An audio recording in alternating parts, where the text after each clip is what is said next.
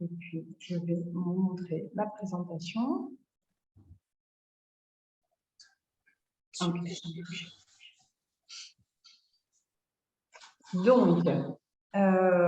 aujourd'hui, on voulait parler des 10 choses à vous savoir quand on s'installe en Allemagne. Donc, on va se présenter déjà. Donc, moi, je suis Aude Massot-Pérou. Je suis conseillère financière pour les Français qui vivent en Allemagne et aussi pour les germanophones. Donc, dans mon métier, j'accompagne mes clients sur tout ce qui va être optimisation fiscale, assurance santé, préparation de la retraite, épargne. Je suis arrivée en Allemagne en 2013. J'ai suivi mon mari qui a trouvé du boulot ici. Et au départ, je suis ingénieure et j'ai décidé en 2018 de changer de métier pour devenir conseillère financière. Donc voilà, pour l'instant, je suis très heureuse de mon choix. Et donc, moi, je m'appelle Alexandra Gaujard. Ça fait 11 ans que je vis en Allemagne. Je suis venue pour finir mes études, faire un double diplôme entre mon école d'ingénieur française et l'université de Karlsruhe. Et suite à ce diplôme, je suis restée travailler en Allemagne. J'ai déménagé à Stuttgart et j'ai travaillé pendant 6 ans dans l'automobile en tant qu'ingénieur. Un peu comme Aude aussi, une reconversion. J'ai découvert d'abord en tant que cliente les services proposés par Expatriation Allemagne et par des conseillers français. Ça m'a convaincue et j'ai découvert l'activité pour me reconvertir. Et c'était il y a bientôt 4 ans. Moi, je regrette pas non plus mon choix et je m'épanouis vraiment beaucoup dans cette activité et j'aide les Français, les francophones également sur les mêmes sujets, optimisation fiscale, assurance, etc. Enfin, certains sujets qu'on va aborder ce soir. Et on fait partie toutes les deux du réseau Expatriation Allemagne, qui est un réseau de professionnels indépendants francophones qui existe depuis 2011. Le but, c'est d'aider les francophones, les Français qui s'installent en Allemagne. Et on est présent physiquement dans 4 villes. Au tout départ, Francfort, puis après Munich, Stuttgart et depuis 2 ans, Berlin. Mais on aide aussi tous ceux qui sont dans toute l'Allemagne, puisqu'on propose aussi à la fois des conseils en physique, mais aussi à distance, en ligne.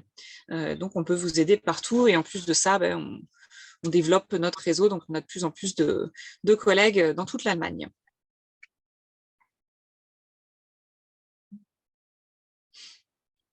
Et le principe de l'accompagnement que nous, on propose chez Expatriation Allemagne, c'est de pouvoir vous faire profiter de plusieurs services. Quand on paye ses impôts en Allemagne, on se rend compte que c'est plus élevé qu'en France. Donc, comment faire de l'optimisation fiscale pour faire en sorte d'en payer le moins possible. Il y a aussi le maintien des avantages sociaux qu'on connaît en France, qui ne sont pas forcément les mêmes en Allemagne, on le verra dans le webinaire. Vous proposez une couverture en assurance, celles dont vous avez besoin et qui sont nécessaires pour vous protéger votre famille. Les solutions d'épargne, que ce soit en France ou en Allemagne, on peut vous proposer les deux. Et faire en sorte de vous aider à choisir les solutions qui sont les plus adaptées à votre situation. Vous conseillez en français. Parce que forcément, quand on arrive en Allemagne, des fois, on est un peu perdu avec la langue allemande, en plus de découvrir l'administration. Donc, nous, on vous propose en langue française et on a aussi des experts fiscaux dans le réseau qui, eux, sont compétents sur la déclaration de revenus. En principe, comment ça va se dérouler si vous décidez de travailler avec nous, de faire un conseil. La première étape, c'est le bilan de situation personnalisée, puisque ça permet du coup de faire le point, de voir quelle est votre situation. Est-ce que vous êtes en couple célibataire? Est-ce que vous êtes étudiant, salarié, sans emploi, etc. Aussi, quels sont vos objectifs? En fonction de ça, ensuite, on vous propose un conseil adapté à cette situation et à ces objectifs. On vous aide à mettre en place les solutions qui sont pertinentes et que vous avez choisies et on vous accompagne aussi sur le suivi de ces solutions. On fait aussi un suivi sur le long terme, c'est-à-dire tout au long de votre expatriation, on va vous proposer de mettre à jour régulièrement en fonction des changements que vous pouvez avoir. Vous pouvez déménager, vous marier, changer d'emploi, etc. Tout ça, ça va nécessiter de faire le point sur ce qui avait été mis en place en premier lieu. Pour bénéficier de ce conseil, on demande une adhésion au réseau Expatriation Allemagne. Elle est de 50 € par an pour un salarié et de 100 € par an pour un indépendant ou pour une entreprise. Donc, on va rentrer dans le vif du sujet. La première chose qu'on doit faire quand on arrive en Allemagne, c'est de s'inscrire en mairie. C'est vraiment une obligation, on a 15 jours pour le faire. Pour pouvoir le faire, il nous faut une pièce d'identité et un justificatif de domicile, c'est-à-dire une Wohnungs Geberbestätigung. Donc ça, c'est votre propriétaire qui vous le fournira sans aucun problème. Au moment où vous allez vous inscrire, vous allez sûrement être surprise, mais surpris, pardon, mais on va vous demander quelle est votre religion. C'est vrai que pour des Français, on est habitué à la laïcité. En Allemagne, par contre, c'est complètement assumé d'annoncer sa religion. Et en fait, la raison pour laquelle on vous le demande, c'est que tout simplement, cette information sera aussi communiquée au centre des impôts, le Finanzamt. C'est-à-dire que si vous avez une activité professionnelle, vous aurez éventuellement à payer l'impôt sur le culte, le Kirchensteuer. Alors, quand vous faites votre inscription en mairie, vos informations sont directement fournies au centre des impôts et vous allez très rapidement, sous 2 ou 3 jours, recevoir votre Steuer-ID-Nummer qui correspond à votre numéro d'identification fiscale. Donc, même pour la naissance d'un enfant en Allemagne, au bout de 2 ou 3 jours, on reçoit déjà ce Steuer-ID-Nummer. C'est ce qui va vous permettre en fait d'exister administrativement et de pouvoir avoir accès ensuite à toutes les administrations. Nous, on vous conseille aussi vivement de vous inscrire auprès du consulat le plus proche de chez vous. Alors, pourquoi le faire? La première raison, il y a peu de raisons que ça arrive, mais quand on est à l'étranger, tout simplement s'inscrire au consulat, ça permet, dans une situation de crise dans le pays, d'être évacué par l'État français. Donc voilà, si on sait où est-ce que vous habitez, quelles sont vos coordonnées, on pourra vous contacter. Mais après, ce qui est aussi important, c'est voilà, de recevoir les messages importants du consulat. Ça vous donnera accès plus rapidement ou à des tarifs préférentiels à tout ce qui va être renouvellement de demande de pièces d'identité. Et vous pourrez aussi éventuellement en avoir besoin pour d'autres documents où vous avez besoin de l'administration française. Autre chose, vous allez pouvoir aussi vous inscrire sur les listes électorales et soit faire une procuration vers quelqu'un, soit voter là où vous vous trouvez. En ce qui concerne l'état civil, donc, pour ce qui est du régime marital, il faut savoir qu'en Allemagne, seul le mariage est reconnu, le PACS ne l'est pas. Alors, pourquoi est-ce qu'on vous en parle? C'est parce que il y a une chose qui est assez importante pour les expatriés qui arrivent en Allemagne. Souvent, en fait, il y a, c'était ma situation, quand on suit son conjoint et qu'on ne travaille pas dans les premiers temps, voire pas du tout, qu'on est marié, on n'a pas besoin, pour être assuré maladie, d'avoir sa propre assurance maladie. C'est-à-dire qu'on peut être sur l'assurance familiale de notre époux marié ou épouse sans avoir à payer de cotisations supplémentaires. Par contre, si vous êtes pacsé ou concubin ou voilà, vous n'aurez pas cet avantage-là. Donc, même si ça paraît complètement fou pour nous, les Français qui avons le PACS, dans lequel on a quasiment les mêmes droits que les couples mariés, il faut le savoir. En ce qui concerne le permis de conduire, il est complètement reconnu en Allemagne. Vous n'avez pas d'obligation de le changer. Si vous deviez le perdre en Allemagne, il faudra que vous vous adressiez à la Führerscheinstelle, qui est en fait le bureau des permis de conduire, et on vous en fournira un allemand pour remplacer votre permis français. En ce qui concerne les cartes d'identité et passeports, pour pouvoir faire la demande, vous devrez vous adresser au consulat ou alors à une mairie en France. Alors, en ce qui concerne les mairies en France, le souci, c'est que si vous retournez, par exemple, vous venez de Limoges et vous retournez à Limoges pour faire votre carte d'identité, si vous donnez un justificatif de domicile allemand, ils ne sauront pas forcément le gérer. Par contre, si vous allez dans une ville frontalière, ils seront beaucoup plus habitués à ce genre de problème.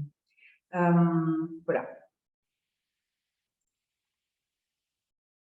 Donc, comme je disais tout à l'heure, souvent, quand on vient en Allemagne, c'est parce qu'on suit son conjoint qui a trouvé du travail et il arrive souvent que le conjoint qui suit soit en recherche d'emploi. Alors, le premier conseil qu'on aura à vous donner en ce qui concerne la recherche d'emploi, ça va être de négocier votre salaire et de passer du temps à chercher des informations sur combien est-ce que vous pouvez demander. En tant qu'expatrié, on va avoir tendance à avoir une idée du salaire qu'on veut qui est trop basse, puisqu'on a nos références de français. En réalité, les salaires allemands sont beaucoup plus élevés. En moyenne, c'est 20% de plus qu'en France. Donc, n'hésitez pas à demander beaucoup plus qu'en France parce que on verra à la diapo suivante. Alexandra vous expliquera que entre le salaire brut et le salaire net, la différence est beaucoup plus importante qu'en France. Donc voilà, ne vous faites pas avoir, renseignez-vous correctement avant de faire vos négociations salariales. Et si vous postulez dans une très grande entreprise, c'est comme en France, il y a des conventions collectives qui définissent selon le niveau de qualification, par exemple ingénieur débutant, ingénieur avec 10 ans d'expérience, il y a des grilles en fait de salaire. Donc si vous pouvez aussi obtenir une information de ces grilles de salaire, ça vous permettra aussi de demander le bon chiffre. En ce qui concerne les candidatures, le CV en Allemagne est différent de celui de la France. En fait, vous allez devoir justifier de vos qualifications. C'est-à-dire que, en particulier, le CV allemand, dans le CV allemand, on fournit des lettres de recommandation de nos anciens employeurs. Donc voilà, si vous n'en avez pas fait au cours de votre carrière comme le font les Allemands par habitude, ce serait bien que vous récupériez au moins une lettre de recommandation auprès de votre dernier employeur. En anglais, bien entendu, ça fonctionne sans problème. Et il peut aussi arriver, quand vous candidatez, qu'on vous demande vos bulletins de notes. Donc ça, c'est un petit peu les entreprises plus vieux jeux qui vont vous demander ce genre de choses. C'est moins usuel de nos jours, mais ça peut arriver. Alors, c'est pas forcément à notre avantage, nous les Français, puisque le système de notation est très différent en France et en Allemagne. Les Allemands ne comprennent pas forcément, et ça m'est déjà arrivé personnellement en entretien qu'on me demande pourquoi j'avais des si mauvaises notes. Bon, ça peut arriver. Voilà. En ce qui concerne la recherche d'emploi, bien entendu, ce sera plus difficile si vous ne parlez pas allemand. Donc, on vous recommande bien entendu, mais aussi pour votre vie de tous les jours, de prendre des cours d'allemand si votre niveau d'allemand n'est pas suffisant. Alors, le meilleur conseil qu'on peut vous donner pour apprendre l'allemand, c'est de vous adresser à la Volkshochschule. Peut-être que tu peux l'écrire dans le chat, Alexandra. Donc, il s'agit en fait d'un réseau d'écoles qui mettent à disposition vraiment partout en Allemagne, même dans les petites villes, des cours. Alors, ça peut être des cours de danse, ça peut être des cours de yoga, mais ça peut aussi être des cours d'allemand. Et en ce qui concerne les cours d'allemand, ils ont vraiment mis en place un système intégratif pour tous les étrangers qui permet en fait d'apprendre l'allemand de façon intensive pour un tarif vraiment négligeable. Donc, quand je dis intensif, ça va être 3 cours de 3 heures par semaine et le tarif, ça va être de l'ordre de 90 € par mois. Voilà. Si vous avez suivi votre conjoint et que vous avez pour ça démissionné, vous devez savoir que le Pôle emploi va vous payer 3 mois de chômage et ensuite ce sera terminé. Vous n'aurez plus droit à rien de la part de la France. Et comme si vous n'avez jamais travaillé en Allemagne, vous n'aurez jamais cotisé à l'assurance chômage allemande, donc vous n'aurez pas non plus droit à quelque chose. Ça ne vous empêche pas de vous inscrire quand même à la Arbeitsagentur pour votre recherche d'emploi. parce que vous pourrez là aussi éventuellement avoir droit à des formations, à des cours d'allemand. Donc, ça, voilà, ça vaut le coup de s'y inscrire, même si vous ne deviez pas avoir d'aide pour le chômage. Ensuite, le quatrième point dont on voulait parler, c'est la différence entre le salaire brut et le salaire net, qui est plus importante en Allemagne qu'en France, parce qu'il va y avoir en fait plus de retenue d'impôts. Hein. L'imposition est plus élevée en Allemagne. Le taux d'imposition, il va de 15 à 45% hein, en fonction du revenu où on se situe. Donc ça, c'est le taux maximum, le taux marginal. En moyenne, on peut être hein, entre 20 et 30% d'impôts sur ces revenus. Sur la fiche de salaire, on peut aussi trouver une ligne qui s'appelle SOLI, Solidaritätszuschlag, qui était un impôt qui est versé par l'Allemagne de l'Ouest, donc les employés de l'Allemagne de l'Ouest à l'ex-Allemagne de l'Est, pour financer un peu, les aider à relancer l'économie en Allemagne de l'Est. Donc ça, c'est quelque chose qui est en train d'être lentement abaissé et qui va être à terme supprimé. Et il y a le Kirchensteuer si vous avez choisi une religion lors de l'inscription qui prélève un impôt sur le culte. Et également, entre le brut et le net, il va y avoir toutes les cotisations sociales qui sont prélevées directement par l'employeur. Donc, vous allez avoir les 4 lettres suivantes sur votre fiche de salaire. Donc, RV, le premier, c'est Rentenversicherung. Donc, c'est l'assurance à la retraite publique. Donc, le taux est à 18,6%, hein, payé à moitié par l'employeur et à moitié par vous. Ensuite, AV, c'est Arbeitslosenversicherung, donc l'assurance chômage, 2,5% du salaire également payé à 50-50. Et ensuite, il y a l'assurance santé. Donc, celle-ci, elle est composée de 2 composantes, la Krankenversicherung, donc qui est l'assurance santé en elle-même, et la Pflegeversicherung, qui est une assurance dépendance, qui a été mise en place il y a une vingtaine d'années par l'État allemand, qui permet de percevoir une rente si vous êtes en état de dépendance. Donc, si vous ne pouvez pas vous occuper seul de vous et que vous avez besoin de quelqu'un, que ce soit une personne de la famille ou un personnel médical, pour vous aider dans la vie quotidienne. Et donc, ces 2 assurances-là, elles sont indissociables, c'est-à-dire que quand vous souscrivez à une assurance santé, vous souscrivez à ces 2 composantes. L'assurance santé, elle est à 14,6%. Et l'assurance dépendance, elle est à 3,05%. Et il y a le cas particulier des personnes de plus de 24 ans qui n'ont pas d'enfants, qui payent à ce moment-là 3,3% de prélèvement, enfin 3% du salaire. Il y a également des avantages en nature qui peuvent être taxés hein, si votre employeur vous met à disposition une voiture de fonction ou alors d'autres services. Ça peut être une salle de sport, enfin le paiement d'une salle de sport, une assurance complémentaire santé. En général, ça va augmenter votre brut imposable et donc vous allez payer plus d'impôts. Pour ceux qui ont des enfants, il y a quelques différences avec la France. La première, c'est le système de garde ou école. Donc, à moins que vous ayez accès à une école française dans la ville où vous êtes et du coup, vous pouvez avoir accès à l'école maternelle ou l'école primaire. Sinon, le système à l'allemande, c'est de 0 à 3 ans, les enfants sont gardés dans des crèches ou une nourrice jusqu'à l'âge de 3 ans.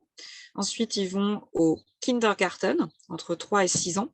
Donc, le kindergarten, ce n'est pas une école, hein, ça reste encore sous un système de garderie. Donc, le kindergarten, il est payant. C'est seulement à partir de l'âge de 6 ans, quand ils vont à l'école, que à ce moment-là, ce système-là hein, devient gratuit. Pour la fiscalité, il n'y a pas de quotient familial comme on le connaît en France. En revanche, pour chaque enfant que vous avez un abattement fiscal. Donc en allemand, le mot c'est Kinderfreibetrag. Ça, vous le voyez apparaître sur votre fiche de salaire, hein, à l'endroit où il y a la classe d'imposition, enfin, différentes informations sur votre fiche de paye. Et donc là, vous devez retrouver le nombre d'enfants que vous avez déclaré lors de votre inscription en mairie. Attention, si vous êtes en couple et que vous travaillez tous les deux, faire en sorte que soit il y en ait un des deux qui ait tous les abattements, soit que vous ayez réparti les abattements entre vous. Après, il y a des visites médicales qui sont obligatoires. Donc, le terme, c'est Untersuchung, hein, un examen. Elles sont numérotées. Donc, elles vont de U1 à U12. Donc, il y en a beaucoup qui sont à faire dans les premiers mois de la vie de l'enfant. Et après, au bout de 1 an et demi, elles vont s'espacer. Mais c'est en tout cas des visites qui sont vraiment obligatoires. C'est-à-dire que si vous ne les réalisez pas, vous allez être contacté par l'aide à l'enfance ou enfin, les administrations, hein, correspondantes pour vous demander pourquoi vous ne l'avez pas réalisé. Donc, si vous recevez un courrier en ce sens, ne l'ignorez pas, hein, vraiment remplissez-le, allez chez le médecin et faites votre visite médicale obligatoire, puisque sinon après vous pourriez avoir des soucis avec l'administration. Et enfin, il y a des prestations sociales quand on a des enfants, hein, comme en France. On a donc les allocations familiales qui s'appellent le Kindergeld. Elles ne dépendent pas du revenu du foyer. Donc, tout le monde touche le même montant.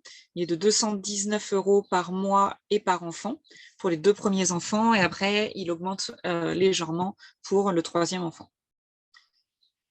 Si vous avez la chance de vivre en Bavière, il y a également une aide qui s'appelle le Familiengeld et qui est versée du coup entre les 1 et 3 ans de l'enfant. Dans les autres landes, ils ont décidé de ne pas avoir la même politique qu'en Bavière concernant la famille. Donc, si vous envisagez de déménager en Bavière, c'est une bonne idée. Vous rejoindrez Aude qui s'occupera de vous. Et on a également le Elternzeit. Donc ça, c'est le congé parental. Ce qui veut dire que quand vous êtes en congé dans les premiers mois pour élever votre enfant, vous avez une indemnisation qui va être versée et elle va dépendre du salaire que vous aviez avant cet arrêt. Ensuite, le système social est différent de la France, hein. On a beau avoir des pays qui sont voisins géographiquement, on a des systèmes qui diffèrent sur certains points. Il y a certaines assurances qui vont être obligatoires. Donc, pour les personnes qui sont salariées, elles vont cotiser de manière obligatoire à la retraite publique et à l'assurance chômage. Ça, c'est une obligation, on ne peut pas y déroger. Il n'y a que les personnes qui sont indépendantes, hein, sous certains statuts, qui ne sont pas forcément dans l'obligation de cotiser à ce système-là, à voir au cas par cas. Et après, pour toutes les personnes qui vivent en Allemagne, qu'on soit salarié, indépendant, sans emploi, étudiant, etc., il faut avoir une assurance santé. Alors, pour les étudiants, ça peut dépendre du statut, hein. Si on est étudiant français et qu'on passe une partie de sa scolarité en Allemagne, c'est souvent l'assurance française qui va suivre avec la carte européenne. Si on est étudiant allemand, il faut sûrement s'inscrire à une assurance santé allemande. Et comme le disait Aude tout à l'heure, si on est un couple marié et que le conjoint ne travaille pas, on peut assurer gratuitement ce conjoint dans son assurance familiale, et les enfants aussi, si on est dans le système public. Et après, il y a des assurances qui sont complémentaires, mais qui, elles, ne sont pas obligatoires. Par rapport à la retraite, en Allemagne, on va toucher environ 50% de son salaire brut pendant sa carrière quand on sera à la retraite. Donc, ça fait quand même une sacrée différence vers le bas, hein. C'est une sacrée baisse de niveau de vie si on n'a pas complété ce système-là. Et donc, il y a des systèmes, des complémentaires privés et des complémentaires entreprises qui permettent de compléter ça. Donc, on va venir verser une partie de son salaire.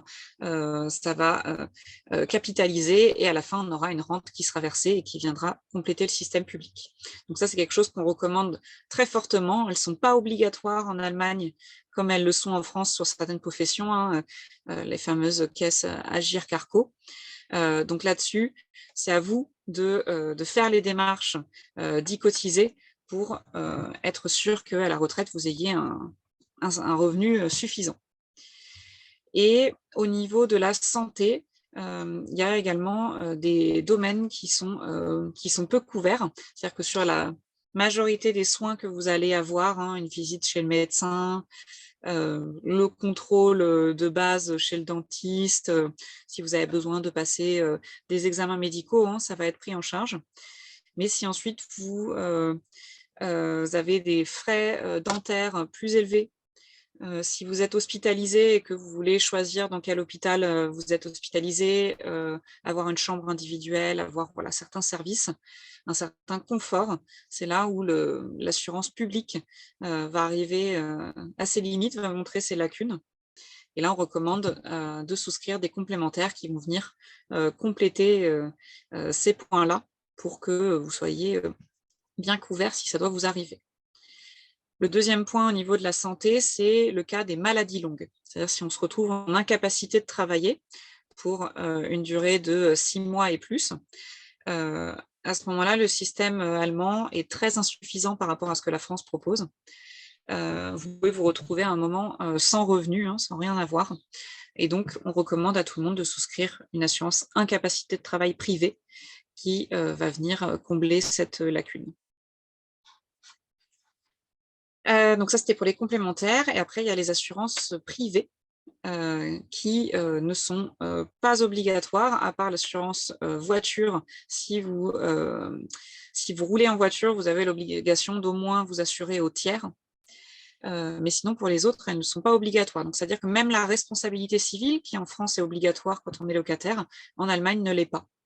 Pourtant, c'est une assurance qui est vraiment indispensable, puisque si vous ne l'avez pas, vous pouvez vous retrouver dans la situation où vous devez payer une très grande somme d'argent à quelqu'un. Si par exemple vous provoquez un accident et une personne est handicapée à vie ou à des soins ou à une perte de salaire à vie, vous êtes responsable de ce changement de cette personne, et donc normalement vous devez lui payer ces frais-là que vous avez provoqués, et ça peut du coup coûter énormément d'argent pendant toute la vie. Donc la responsabilité civile, elle est vraiment indispensable.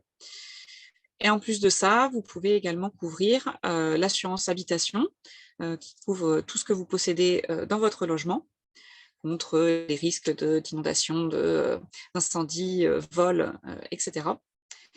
L'assurance accident qui va venir couvrir les conséquences financières suite à un accident. Si par exemple un jour vous avez besoin d'une prothèse ou d'un fauteuil roulant ou d'aménager votre maison ou votre voiture, tout cela ne sera pas pris en charge ou pas complètement pris en charge par l'assurance santé. Et donc dans ce cas-là, c'est bien d'avoir une assurance accident qui va venir couvrir ces frais-là. L'assurance voiture, j'aurai un slide un petit peu plus loin pour en parler plus en détail. Et enfin, la protection juridique. En France, elle est assez peu répandue, ou alors elle va être comprise dans d'autres assurances, mais ce n'est pas quelque chose qu'on va souscrire à part entière.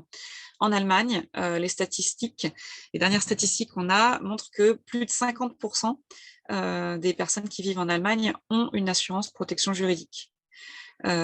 Et en plus, en tant qu'étranger, on peut parfois être un peu pris pour cible par des personnes qui voudraient essayer de nous escroquer. Donc, c'est vraiment très important d'avoir une protection juridique pour être conseillé déjà par un avocat au préalable, s'il se passe quelque chose, et après avoir les frais d'avocat qui sont pris en charge si ça doit aller jusque devant la justice. Concernant l'assurance santé, un petit point un petit peu plus détaillé par rapport à ça. Vous allez avoir 2 numéros qui vont être assez importants. Le premier, c'est le numéro de sécurité sociale, le Sozialversicherungsnummer. Donc celui-ci ne concerne pas uniquement l'assurance santé, il concerne toutes vos prestations sociales. Donc toutes les cotisations que vous allez verser pour la retraite, pour l'assurance chômage, pour l'assurance santé. Il vous est envoyé normalement par votre caisse de santé. Donc celui-ci, conservez-le, vous en aurez besoin pour certaines démarches. Et le deuxième numéro qui, lui, est spécifique à votre assurance santé, c'est le numéro d'assuré, le Versichertennummer, et celui-ci, vous le trouvez sur votre carte d'assuré, hein, l'équivalent de la carte vitale. Il y a la possibilité de s'assurer via 2 systèmes en Allemagne. Soit vous êtes assuré dans le public, hein, c'est ce que je décrivais tout à l'heure, avec certaines lacunes et donc possibilité de rajouter des complémentaires, ou alors vous pouvez aussi vous assurer dans le privé. Pour cela, il y a des conditions, hein, pour avoir le droit de s'inscrire dans une ou l'autre des systèmes.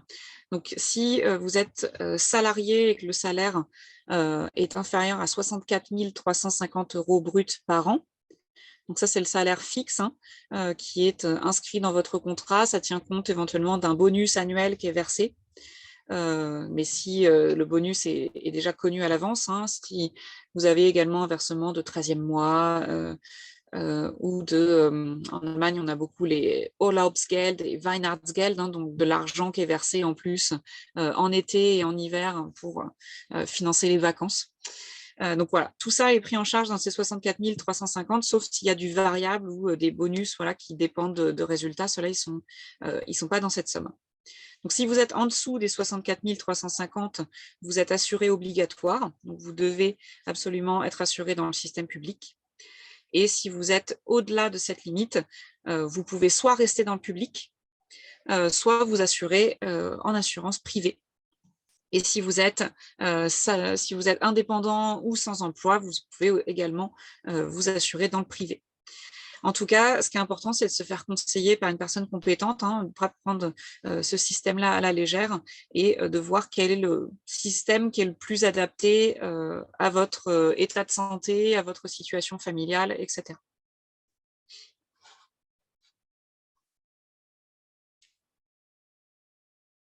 Donc, on parlait d'assurance voiture tout à l'heure. Donc, si vous venez en Allemagne avec votre voiture, en principe, on va avoir un délai de 3 mois qui va être donné suite à l'inscription à la mairie pour passer en plaque allemande. Et la plupart des assurances françaises, d'ailleurs, hein, ne couvrent pas plus de 3 mois, éventuellement 6 mois à l'étranger, si vous déclarez que effectivement le véhicule se trouve à l'étranger. Donc, c'est bien de faire l'importation du véhicule.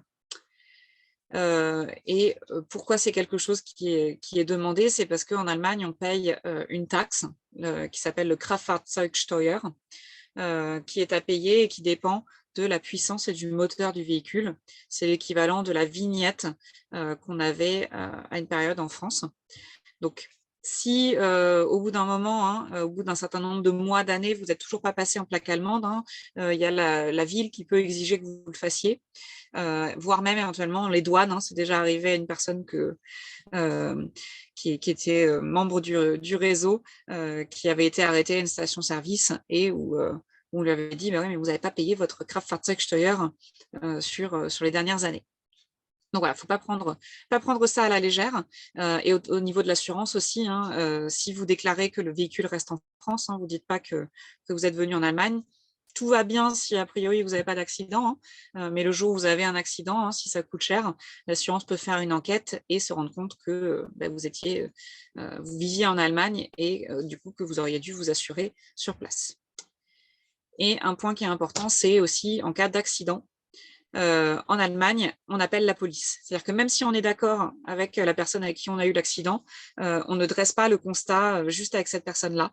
En Allemagne, voilà, on appelle la police. La police se déplace, va venir constater et remplir le constat avec vous et que tout le monde signe.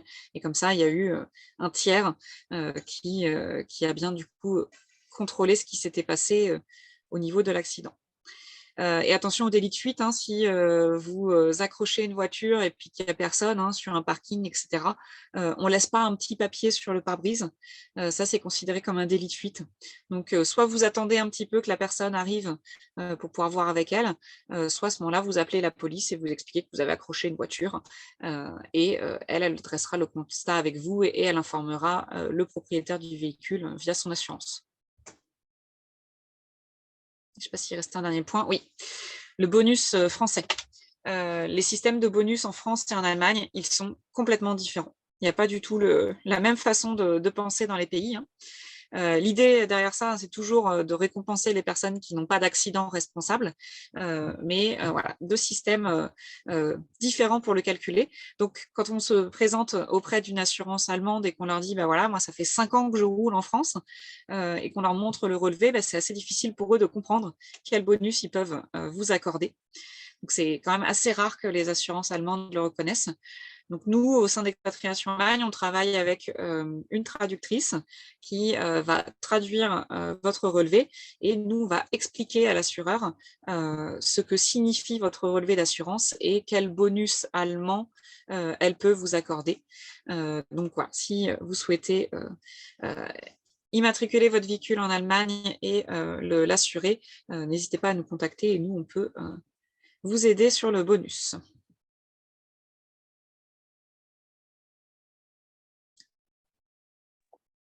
Et je crois que j'avais terminé sur ma partie. C'est à nouveau à toi.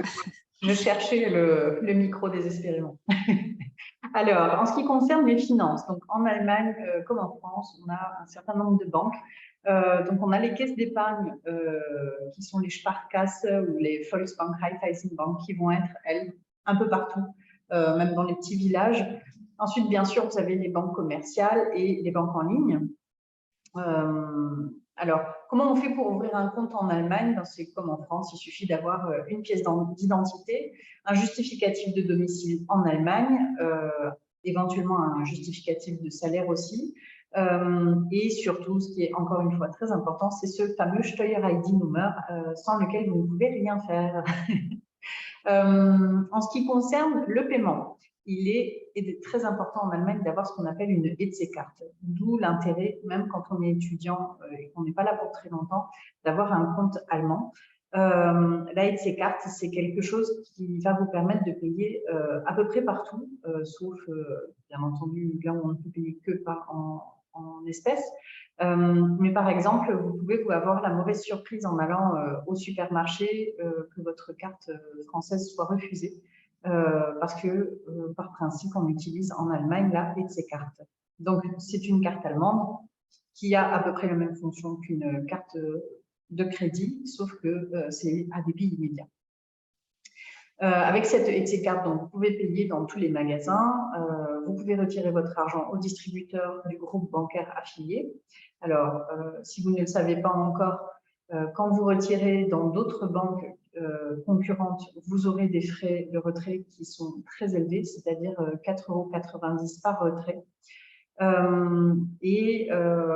Pour ça, on aurait un conseil à vous donner, donc bien entendu, soit aller dans la banque à laquelle vous êtes affilié.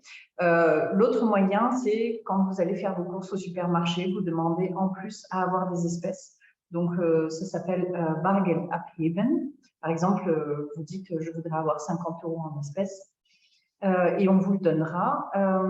Et autrement, le dernier moyen, c'est d'utiliser au distributeur votre carte française, puisque la carte française, elle n'aura pas de coût pour retirer de l'argent.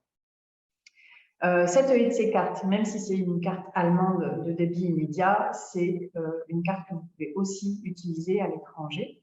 Il suffit de le demander à votre banque.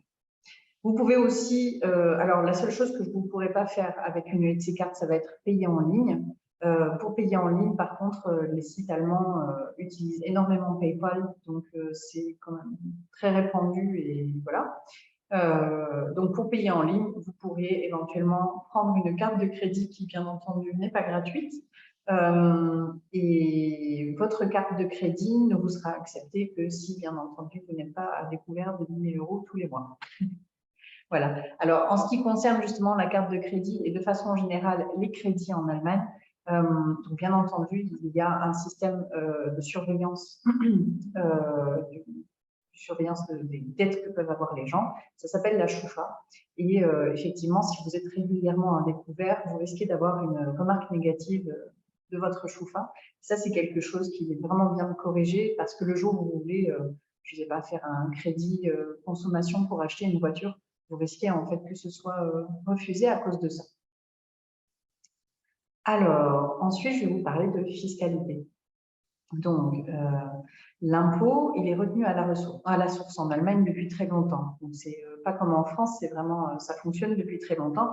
C'est aussi pour ça qu'on vous demande, quand vous êtes embauché, quelle est par exemple votre Steuerklasse. Steuerklasse, ça veut dire, je suis par exemple dans la situation d'être un étudiant, donc je vais être en Steuerklasse 1. Si je suis mariée, je vais être en Steuerklasse 3, 4 ou 5, etc., etc. Et donc, cette Steuerklasse va permettre à votre employeur de savoir qu'est-ce qu'il va devoir retenir sur votre salaire pour pouvoir vous payer votre salaire. Alors, comment on fait pour être sûr qu'on nous prélève la bonne chose? Dans l'idéal, on fait une déclaration. Alors, une déclaration, c'est dans le principe pour les employés pas obligatoire.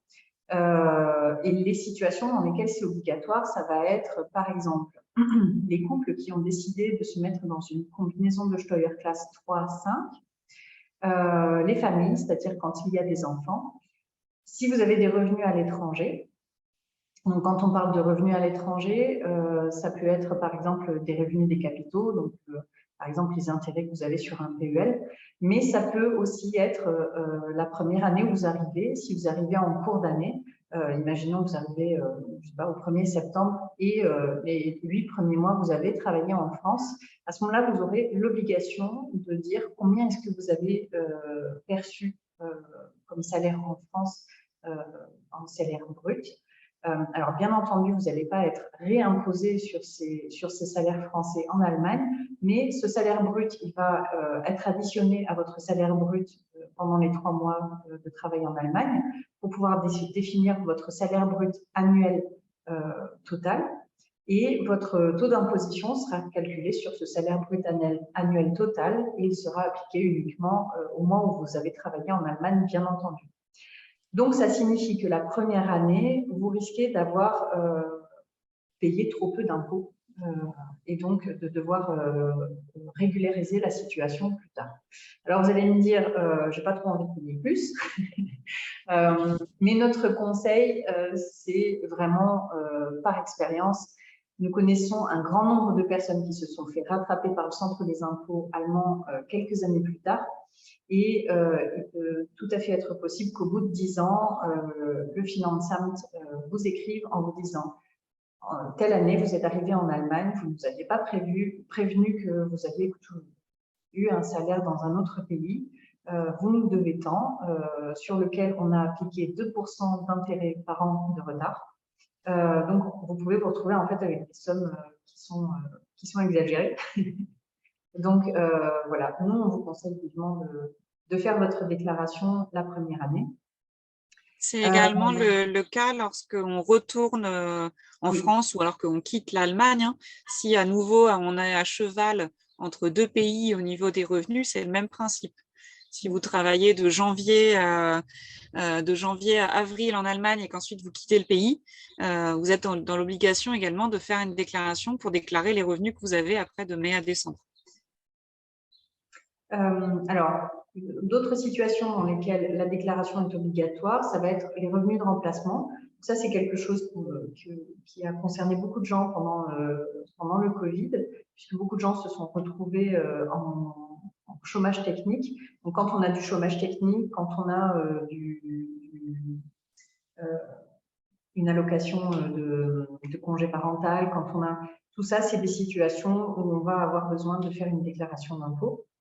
Si vous avez des produits défiscalisants aussi, alors ça, c'est tout à votre intérêt. Hein, donc, en Allemagne, comme en France, il existe des plans d'épargne retraite qui vont vous permettre de défiscaliser. C'est-à-dire que vous allez à la fois préparer votre retraite complémentaire et en plus, le centre des impôts vous récompensera pour ça. Donc ça, c'est des produits qu'on propose avec Alexandra et qui sont vraiment très intéressants, surtout si vous avez un taux d'imposition élevé. Et bien entendu, ça tombe sous le sens, les indépendants ont l'obligation de faire leur déclaration d'impôt. Alors, si vous êtes indépendant, bien entendu, il faut la faire tous les ans. En ce qui concerne les employés, vous pouvez la faire tous les 4 ans, puisque vous pouvez faire une déclaration d'impôt sur 4 années rétroactivement. Donc, pour cette année, par exemple, en 2022, vous pourriez reprendre les années 2017 à 2021. pour pouvoir récupérer en quelque sorte un plus gros chèque en une seule fois. Alors, pour faire cette déclaration, la deadline, c'est le 31 juillet de l'année suivante. Si vous la faites sous-traiter par ce qu'on appelle un Steuerberater, c'est-à-dire un avocat fiscaliste, ce délai peut être prolongé. Et là, ça fait 2 années de suite que le Finanzamt a prolongé cette date jusqu'au 31 octobre parce que justement, avec la très grande quantité de personnes qui se sont retrouvées en chômage technique, qui ont eu l'obligation de faire leur déclaration d'impôt, ils ont eu un flux de travail beaucoup plus important et ils ont pris beaucoup de retard. Voilà. Alors, la dernière chose qu'on veut vous présenter, c'est les situations d'urgence. Donc, le numéro de téléphone pour joindre la police, c'est le 110. Pour les urgences vitales et les pompiers, le 112. Et quelque chose de très utile pour les médecins de garde, ça va être le 116-117. Donc, le médecin de garde, c'est vraiment pratique parce que, premièrement, vous allez très rapidement avoir un médecin au bout du fil. Et si vous deviez être ausculté, on va vous dire où est le médecin de garde le plus proche de chez vous. On va aussi vous indiquer où est la pharmacie la plus proche de chez vous, la pharmacie de garde. Donc voilà, ça c'est vraiment quelque chose d'extrêmement pratique. Ça fonctionne jour et nuit. Voilà. En ce qui concerne les dépannages voitures, donc Pannen- und Unfallhilfe, donc en général, si ça voulait vous arriver, vous êtes assuré, donc vous avez a priori appelé votre assureur. Et si vous deviez vous enfermer dehors, parce que souvent en Allemagne, la porte d'entrée n'a pas de poignée à l'extérieur, donc ça signifie que quand vous sortez sans vos clés, vous êtes coincé dehors. Vous pouvez à ce moment-là appeler un serrurier et c'est le Schlüsselnotdienst.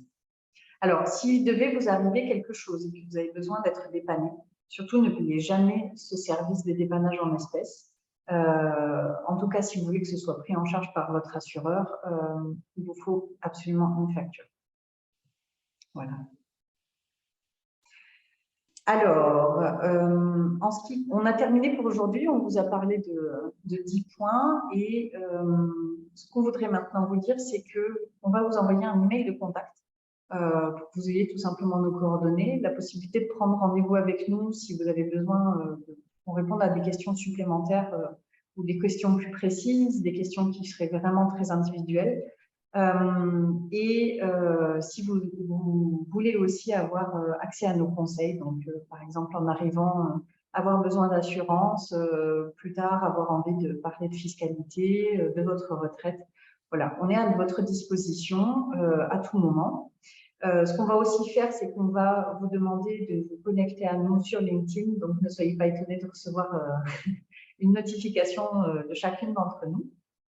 Et en ce qui concerne le réseau Expatriation Allemagne, donc on est présent sur les réseaux sociaux. Donc sur Facebook, on a une page Expatriation Allemagne à laquelle vous pouvez vous abonner.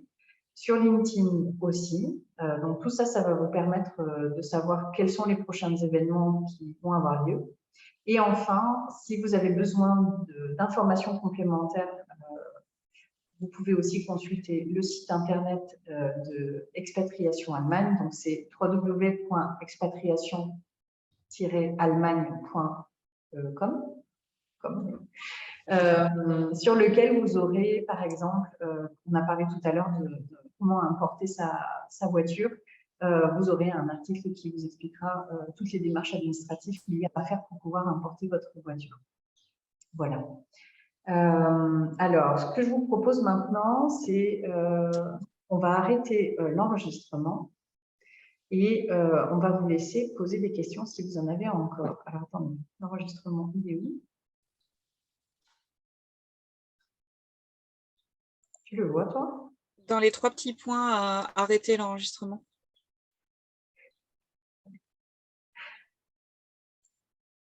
Alors, j'y vois mieux.